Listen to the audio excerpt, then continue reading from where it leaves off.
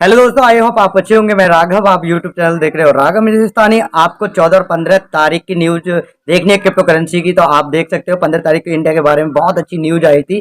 तो उसे भी आप चेक करते हो, डिस्क्रिप्शन में आप लिंक बन जाएगा। जिस भाइयों ने टेलीग्राम का चैनल मतलब ज्वाइन नहीं करा, प्लीज आप टेलीग्राम का चैनल ज्वाइन कर लें। और आपका स्वागत करते हैं आज की न्यूज अपडेट में। चलते पहले हैं डिस्क्लेमर, स्क्रीन पर। हम आपको कोई भी फाइनेंशियल एडवाइस नहीं दे रहे हैं। क्रिप्टो में इन्वेस्टमेंट आपको अपनी एनालिसिस और रिस्क एनालिसिस करने के बाद ही करनी है। तो इसका मतलब ये हुआ कि अच्छे से समझिए और उसके बाद ही अपनी मनी इन्वेस्ट करिए। तो चलिए चलते हैं न्यूज़ अपडेट की तरफ। तो न्यूज़ अपडेट में सबसे पहले जो न्यूज़ कवर कर रहे हैं वो है उरुग्वे से। तो उरुग्वे जो है उन्होंने यहाँ पर पहला अपना बिटकॉइन का एटीएम जो है उसको इंस्टॉल किया है। तो वो एक मेजर टूरिस्ट अट्रैक्शन है, जो उनकी एक कोस्टल सिटी है पुंटा डेल स्टे। वहाँ पर उन्होंने अपना जो पहला क्रिप्टो एटीएम है उसको इंस्टॉल किया है, सो दैट कि वहाँ पर जितने भी उनके फॉरेन इंटरनेशनल जो यहाँ पर आ रहे हैं टूरिस्ट, वो बिटकॉइन को यूज करके वहां से कैश विड्रॉ कर सके। तो ये एक आप कह सकते हैं बड़ी चीज है जो हो रही है उरुग्वे में। तो इससे स्टार्टअप मिल रहा है। अब इससे नो डाउट जो फॉरेन आएंगे, यहाँ पर जो फॉरेनर्स आएंगे एज ए टूरिस्ट, वो निकालेंगे। तो उससे होगा क्या, उससे जो उनके लोकल सिटीजन है उनको भी पता चलेगा कि हाँ ऐसी भी कोई चीज़ है। और वो एज अ आप ये कह सकते हैं कि जैसे ही वो समझेंगे कि ये क्या चीज़ है, वो भी इसमें ऐड ऑन होंगे। और उसके बाद आने वाले टाइम पर आपको यहाँ पर इकोसिस्टम में ज़्यादा यूजर्स देखने को मिल सकते हैं। हांगकांग यहाँ पर डिस्कशन कर रहा है कि वो स्टेबल कॉइन के ऊपर अपना जो रेगुलेटरी फ्रेमवर्क है उसको लेकर आए। अब हम अभी तक जो बात कर रहे थे, हम बात कर रहे थे कि क्रिप्टो के ऊपर रेगुलेशंस लेकर आए, अब डिजिटल एसेट्स के ऊपर रेगुलेशंस लेकर आए। तो हांगकांग एक नई चीज, एक अलग आप ये कह सकते हैं कि एक सब सेक्टर को लेकर आ रहा है पहले, कि भाई पहले जो स्टेबल कॉइन है उनके ऊपर रेगुलेटरी फ्रेमवर्क लेकर आया जाए।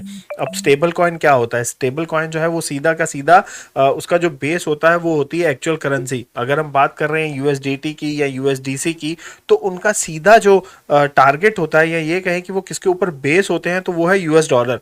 दैट मीन जो भी कंपनी उनको इशू कर रही है, उनके पास उतना स्टॉक है यूएस डॉलर का कि उतने स्टॉक का वो यूएसडीसी या यूएसडीटी को वो इशू कर रही है।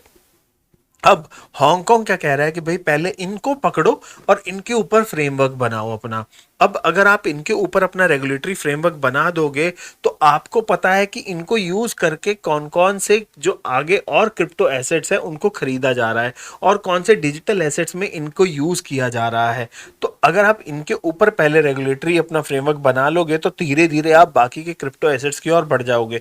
तो ये एक बढ़िया कदम है जो यहाँ पर हांगकांग लेकर आ रहा है, और जिसके बारे में वो सोच रहा है, डिस्कशन कर रहा है कि भाई पहले हम स्टेबल कॉइन को क्यों ही ना रेगुलेट कर दें, कि बजाय पूरे के पूरे क्रिप्टो के इकोसिस्टम को हम रेगुलेट करने की बात कर रहे हैं। छोटे से शुरू करो और धीरे धीरे बढ़ाते चलो। तो अब देखते हैं इसका इम्पैक्ट बाकी जगहों पर क्या रहता है। अगली न्यूज़ यहाँ पर बिटफाइनेंस जो एक एक्सचेंज है यहाँ पर कनाडा में, तो ओंटारियो में उन्होंने यहाँ पर अनाउंस किया है कि भाई ओंटारियो के जितने भी यूजर्स हैं वो अपने अकाउंट जो है वो 1 मार्च से पहले पहले बंद कर लें, और उसके बाद हम यहाँ पर कोई भी उनको ट्रेडिंग या विड्रॉल की जो फैसिलिटीज़ है वो नहीं प्रोवाइड कर सकते हैं। तो अब ऐसा क्यों हुआ? क्योंकि बिटफाइनेंस के ऊपर ओंटारियो की जो सिक्योरिटीज़ कमीशन है, उन्होंने एक क्रैकडाउन किया था, जिसमें काफ़ी सारी बड़ी एक्सचेंजेस भी थी, जिसमें जिसमें बाइनेंस भी थी, OKEX भी थी, बायबिट भी थी और क्यू कॉइन भी थी। तो इन सभी को यहाँ पर वो जो क्रैकडाउन था उसमें कहा गया था कि भाई आप ओंटारियो के जितने भी रूल्स एंड रेगुलेशंस हैं उनको अच्छे से फॉलो नहीं कर रहे हैं, तो हम चाहते हैं कि आप या तो उनको फॉलो करें या हम आपकी सर्विसेज को बंद कर देंगे। तो इसके चलते यहाँ पर बिटफाइनेंस ने अपने यूजर्स को बोल दिया कि 1 मार्च से पहले पहले आप अपने सारे जितने भी एसेट्स हैं या तो उनको ट्रांसफर कर लें या उनको सेल आउट करके अपना कैश जो है उसको विड्रॉ कर लें।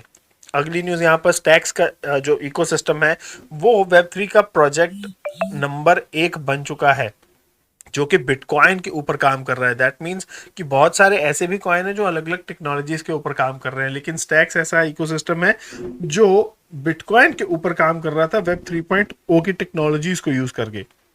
तो वो अब एट प्रेजेंट इस इकोसिस्टम का नंबर 1 कॉइन बन गया जो बिटकॉइन के ऊपर काम कर रहे थे। अगली न्यूज़ की बात करें तो डॉज कॉइन हमने आपसे जो कवर की थी लास्ट न्यूज़, तो उसमें हमने बताया था, नो डाउट आपको वो न्यूज़ पहले ही उसका जो अपडेट था वो ट्विटर के ऊपर मिल गया था। अब इसके चलते डॉज कॉइन ने 25% का जो लीप है वो लिया था कि वो टेस्ला के जो मर्चेंडाइज हैं वो डॉज कॉइन के साथ आप बाय कर सकते हैं, लेकिन उसमें एक कैच रखा था उन्होंने कि उसका आप रिटर्न नहीं कर सकते हैं। अगले 3 रीज़न यहाँ पर हमने इसमें से एक जो रीज़न था वो आपसे शेयर भी किया था कि नियर प्रोटोकॉल को आप क्यों यहाँ पर बाय करें, हमने आपको बताया भी था। तो उसमें से जो सबसे पहला था वो यही था कि उनको 150 मिलियन डॉलर की जो फंडिंग थी वो मिली है, जिसको वो वेब 3.0 के प्रोजेक्ट्स के ऊपर लगाना जा रहे हैं। उसके बाद दूसरा था कि अरोरा क्रॉस चेन ब्रिज, तो अरोरा ने अपना जो ईवीएम एक बनाया था, तो ये हमने आपसे तब शेयर किया था जब ये आया था। तो अरोरा ने भी एक ईवीएम बनाया था नियर प्रोटोकॉल के ऊपर, सो दैट कि नियर प्रोटोकॉल और इथेरियम के बीच में जो ब्रिज बन जाए, सो दैट कि इन दोनों के बीच में ट्रांजैक्शन जो है वो इजीली हो जाए और काफ़ी लेस फीस के साथ हो जाए। तीसरा जो था वो इसका इकोसिस्टम एक्सपेंशन था, क्योंकि इन्होंने अपना जो इकोसिस्टम एक्सपेंशन किया उससे भी इन्हें काफ़ी बेनिफिट मिला। तो इन तीनों पॉइंट्स के चलते जो नियर प्रोटोकॉल है उसने एक बार फिर से अपना जो नया एक ऑल टाइम हाई है उसको अचीव किया। तो हम भी यहाँ पर हमें भी लगता है कि आपने भी उस न्यूज़ से यहाँ पर कुछ थोड़ा बहुत नियर प्रोटोकॉल में भी इन्वेस्टमेंट किया हो। अगली न्यूज़ यहाँ पर स्टेबल कॉइन के बारे में हम पहले ही बात करके आए कि हांगकांग कैसे स्टेबल कॉइन के ऊपर अपना जो रेगुलेटरी फ्रेमवर्क है उसको बनाने की बात कर रहा है। तो उसी के चलते स्टेबल कॉइन है यूएसडीसी, जो कि सर्कल का है। तो उनकी एक तरीके से अगर यहाँ पर देखें तो जो टोटल सप्लाई है, जो इशुएंस यहाँ पर यूएसडीसी की हो रही है, वो अब यूएसडीटी से ज़्यादा हो गई है। अभी तक क्या था, यूएसडीटी ज़्यादा था यूएसडीसी से मार्केट में। अब यहाँ पर 0.568% 0.568% से ज़्यादा हो गई है यूएसडीसी की सप्लाई यूएसडीटी से मार्केट में। और अगर इन दोनों की टोटल बात करें तो 71.84% ये दोनों मिलकर यहाँ पर सप्लाई दे रहे हैं क्रिप्टो के इकोसिस्टम को, स्टेबल कॉइन्स की। और अगर बात करें ओवरऑल क्रिप्टो के इकोनॉमी में, तो वहां पर ये दोनों दे रहे हैं, ये दोनों तो नहीं, सारे के सारे जो स्टेबल कॉइन है वो दे रहे हैं 7.93% की पूरी ओवरऑल मार्केट, जो एक तरीके से आप कह सकते हैं जो मार्केट कैप है, इतना 7.93% का जो मार्केट कैप है वो स्टेबल कॉइन्स का ही है एट प्रेजेंट क्रिप्टो की पूरी इकोनॉमी में।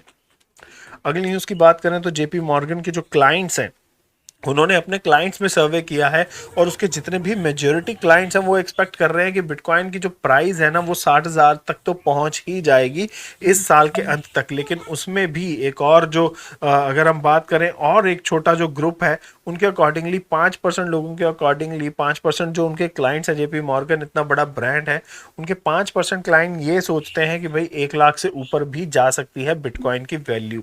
और ये भी काफ़ी बड़ा नंबर है। अगर टोटल देखें तो 14% ऐसे भी हैं जो कहते हैं कि 80,000 से ऊपर भी जा सकती है इस साल के अंत तक वैल्यू। अगली न्यूज़ यहाँ पर चाइना की बात हो रही है कि चाइना जो है वो सीबीडीसी रेस में सबसे आगे जो है वो ऑलरेडी है, लेकिन वो और ज़्यादा आगे चला जाएगा जब वो विंटर ओलंपिक्स में अपने सीबीडीसी को यूज़ करने की बात कर रहा है। तो उनका कहना है कि भाई विंटर ओलंपिक्स में आकर अगर किसी को भी कोई भी सेल एंड परचेज करनी है तो उनको यूज़ करनी पड़ेगी सीबीडीसी। दैट मीन्स कि वहाँ पर अगर टूरिस्ट भी जाते हैं तो उनको एप्लीकेशन डाउनलोड करके सीबीडीसी ही यूज़ करनी पड़ेगी किसी भी अपनी मर्चेंटाइज की परचेजिंग के लिए या कोई भी फूड एंड बेवरेजेस के लिए भी। तो वो पूरा इकोसिस्टम ही ऐसा तैयार कर रहे हैं कि टूरिस्ट जो आए उनको भी विंटर ओलंपिक्स में सीबीडीसी को ही यूज़ करें, वो कैश को यूज़ ही ना करें। तो ये एक काफ़ी बड़ी चीज़ हो जाएगी सीबीडीसी। इसकी एक जो ब्रॉड आप ये कह सकते हैं कि ब्रॉड तो नहीं, मैं कहूँगा कि ज़्यादा से ज़्यादा जो यूज़र्स हैं वो यूज़ करें सीबीडीसी को। तो इस चीज़ से वो यहाँ पर करना चाहते हैं, और जब ऐसा हो गया तब जो चाइना है वो सीबीडीसी के मामले में बहुत आगे निकल जाएगा। अगली न्यूज़ यहाँ पर जिसका भी आप सब देखने भी आए होंगे कि वेब 3.0 स्कैम है या नहीं। तो इस जो यहाँ पर जो इन्होंने जो आर्टिकल शेयर किया है यहाँ पर, तो उसके अकॉर्डिंगली उन्होंने वेब 3.0 को एक तरीके से आप ये कह सकते हैं कि उन्होंने इसको यूज़ करने की कोशिश करी है। इस आर्टिकल में उन्होंने बताया कि कैसे उन्होंने वेब 3.0 में अपना जो एक तरीके से यूज़ उसका करना चाहा है कि भाई वेब 3.0 एक्चुअली है क्या। तो उनके अकॉर्डिंगली वो भी यही कह रहे हैं कि स्कैम है तो नहीं है, लेकिन फील ज़रूर होता है कि भाई स्कैम है। और वो फील क्यों होता है कि ये स्कैम है? तो उनके अकॉर्डिंगली फील इस वजह से होता है क्योंकि आपको जब अपनी ट्रांजैक्शन फीस देनी पड़ती है, गैस फीस देनी पड़ती है किसी भी चीज को करने के लिए। क्यों? क्योंकि जब आप वेब 3.0 के ऊपर जो एनएफटी गेमिंग बनी हुई है एट प्रेजेंट, वो वेब 3.0 को सिर्फ एक ही चीज से लिंक कर रहे हैं, वो वेब 3.0 की गेमिंग। तो अगर आप एनएफटी गेमिंग में जाते हैं, किसी भी गेम में जाते हैं, तो वहां पर आपको इनिशियली काफी खर्चे करने पड़ते हैं क्योंकि आपको उस गेमिंग के लिए आपको पहले तो एक जो जितने भी एसेट्स आपको चाहिए गेम खेलने के लिए आपको वो बाय इन करने पड़ते हैं, और वो बाय इन होते हैं इथीरियम से। तो जब आप इथीरियम से बाय इन करते हैं तो आपको वो वॉलेट जो है वो वही यूज करना पड़ता है जो कंपेटेबल होता है उस गेम के। तो उसमें आपको ट्रांजैक्शन फीस लगती है जब आप उस वॉलेट में अपने इथीरियम ट्रांसफर करते हैं। उसके बाद गेम के अंदर पहुंचने के बाद भी आपको कुछ एक मर्चेंडाइज जो है वो खरीदनी पड़ती है। तो जब आप वो खरीदते हैं उसके लिए भी आपको यहाँ पर गैस फीस देनी पड़ती है। आपने गेम खेल के अर्निंग कर ली, अर्न करके जब आप वापस उसको अपने वॉलेट में भेजने जाते हैं वहां पर भी आपको गैस फीस देनी पड़ती है। फिर वहां से आप अपने एक्चुअल वॉलेट में लेके आते हैं जहां से आप उसको सेल आउट करके फिएट में ले सकते हैं। तो इन सभी चीजों में आपको काफी सारी गैस फीस देनी पड़ती है। तो उनके अकॉर्डिंगली ये जो गैस फीस है एट प्रेजेंट, ये एक ऐसी चीज है जिसकी वजह से लोगों को लगता है कि भाई ये एक पूरा का पूरा क्या है, स्कैम। तो एक्चुअल में ये स्कैम है नहीं, बट फील लाइक कि स्कैम है। तो बेटर वही है आप तभी जाएं जब आपको प्रॉपर नॉलेज हो, या आप एक ऐसा प्लेटफॉर्म चूज करें जिसमें कि गैस फीस बहुत ही लो हो। At present most of the NFT games जो हैं वो आ रही हैं इथीरियम के ऊपर। तो इथीरियम में गैस फीस बहुत ज़्यादा है जिसकी वजह से हमें लेयर 2 के बहुत सारे प्रोटोकॉल देखने को मिलते हैं जो आ रहे हैं। और उसी के साथ साथ सोलाना भी है, तो सोलाना के ऊपर भी कुछ एक एनएफटी गेम्स हैं। तो आपको अगर स्टार्ट करनी है गेमिंग, एक चीज मैं आपको बता दूं कि इन एनएफटी गेम्स का जो जीयूआई है, जो यूजर इंटरफेस आपको दिखता है वो ज्यादा बढ़िया नहीं होता है क्योंकि ये एक नई टेक्नोलॉजी है। तो इसमें अभी उतनी डेवलपमेंट नहीं हो रखी है। तो आपको जो दिखता है इंटरफेस या मेटावर्स की गेमिंग में जो इंटरफेस दिखता है वो इतना अच्छा नहीं लगता है आंखों को, लेकिन अगर आप उसको ग्रैप कर जाएं और उसको आगे जाकर ज्यादा प्ले करें तो आपको बेनिफिट हो सकता है। तो मैं यही आपको बोलूंगा कि इथीरियम के ऊपर बेस्ड जितनी भी गेमिंग्स हैं, अगर अब आप उसमें जाएंगे एट प्रेजेंट उसमें बहुत सारी गैस फीस इन्वॉल्व हो चुकी है और अभी वो फ्री में कुछ भी नहीं दे रहे। इनिशियल लेवल पे उन्होंने स्टार्ट जब किया था तो उन्होंने फ्री में दिया था, तो उस टाइम जितने भी यूजर एड ऑन हो गए वो बेनिफिट में है एट प्रेजेंट। लेकिन अब अगर आपको नया जाना है तो आप उस फ्रेमवर्क की उस ब्लॉकचेन की टेक्नोलॉजी के ऊपर बनी गेम में जाएं जहां पर गैस फीस बहुत ही कम है। आपको न्यूज मिल चुकी है और न्यूज आपको अच्छी लगी हो, आपको नॉलेज मिली हो, कुछ आपको सीखने को मिला हो, तो मेरे चैनल को आप राघव हिंदुस्तानी चैनल को सब्सक्राइब करे बिना मत जाना और अपना ख्याल रखें। Thank you so much.